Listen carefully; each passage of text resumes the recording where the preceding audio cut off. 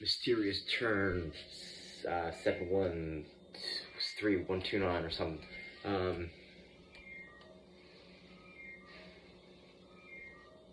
My first question is, have you ever been taught how to breathe properly? Because if you know how to breathe properly, then two players of the same skill level, the one who knows how to breathe is going to win every time. It's going to improve your endurance, stamina, and improve your calmness on the ball. So I would search Dr. Vranich, Vranich. Her TED Talk, How to Breathe, is going to help you use less energy while breathing, which is going to give you more energy for everything else. So that'd be the first step. I think you also want to be actively prehabbing and rehabbing your knee, right? Because if you tore that a year ago, I would just want to strengthen it so much so that right in your question, that the fact that you didn't even, I would, and maybe it's you have been rehabbing it and I'm just unaware, but I would, if you haven't already checked out the book or the YouTube channel of Knees Over Toes guy, he's got so many resources online, free videos. His book, right, he's got 2 books. One's Knee Ability Zero, things that you can do at home to help rehab that knee, strengthen the knee. Knee Ability Zero.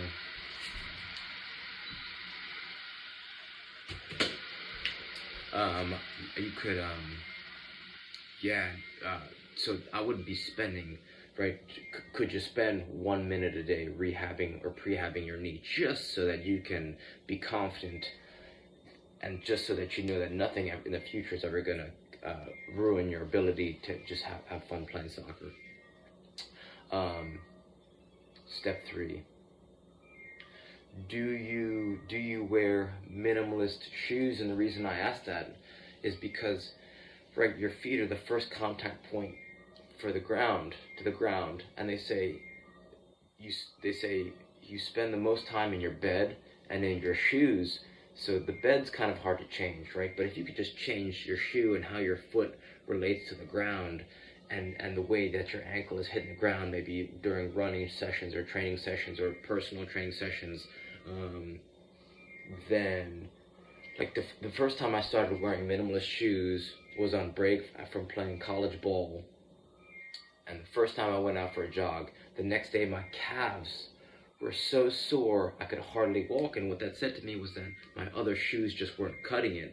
And if the minimalist shoes allowed my ankle to get more full range of motion, then that means if you strengthen your feet, which strengthens your ankle, which strengthens your knee, which strengthens the hip, right? It's kind of all connected. So I think if you have a little bit of cash that you could invest in some minimalist shoes, it'll really change the trajectory of your training and make each second you spend training more effective. My personal favorite shoes, and I've tried a lot of them, Vibrams. I've tried zeroshoes.com. Zero shoes are my new favorite. So if you're looking for just a classic shoe that doesn't really look like a minimalist shoe or a barefoot shoe, my personal favorite, and I have no affiliation with them, zeroshoes.com, XERO shoes.com.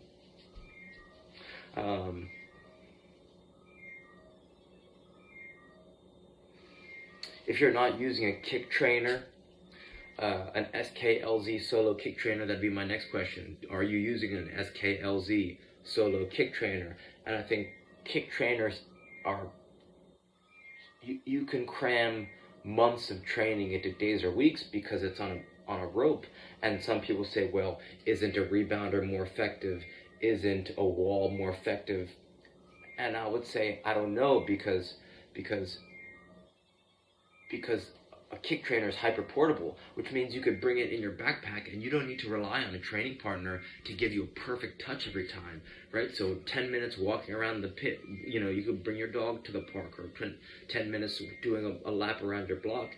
You could get close to, in 15 minutes you could get close to 1,500 touches effortlessly and have perfect technique while breathing and just getting nice repetitions, developing your first touch. and your timing and your rhythm and your coordination and your balance. So you know, 23 bucks is how much a SKLZ solo kick trainer costs from Amazon. I'd invest in that immediately if I was you. And the last thing I'll leave you with is, can I do the alternating underhand sneak? Alternating underhand sneak. And the reason why this is so important is because you gotta search David Weck, W-E-C-K, alternating underhand sneak.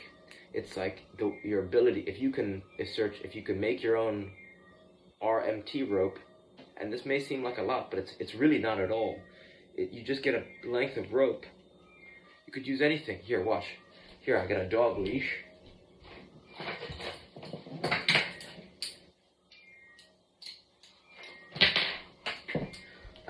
I've given away probably close to close to 75 RMT ropes to soccer players at this point in time. So I have to get more rope and make new ones. But look, I have a dog leash here, and all it is, why an RMT rope is so powerful for soccer players is because just your ability to swing it in a circle is going to help you. You're going to see my feet. You're going to see what my feet are doing. The reason why it's so powerful is because it's going to respect what the body is capable of in rhythm, in harmony, right? Because you see some soccer players, they'll go to the gym, they'll do their bicep curls, they'll do their bench press, they'll do their shoulder raise, and it's kind of in a bubble, right? It's not.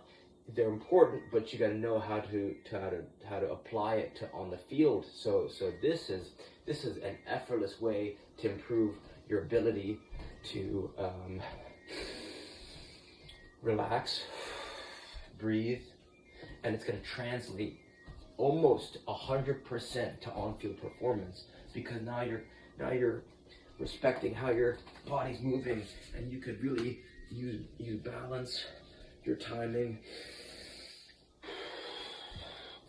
So it's this the flow of this rope that's really going to allow you to improve your ball striking, your balance, your movement. So you could start to really it kind of increases the spring in your step.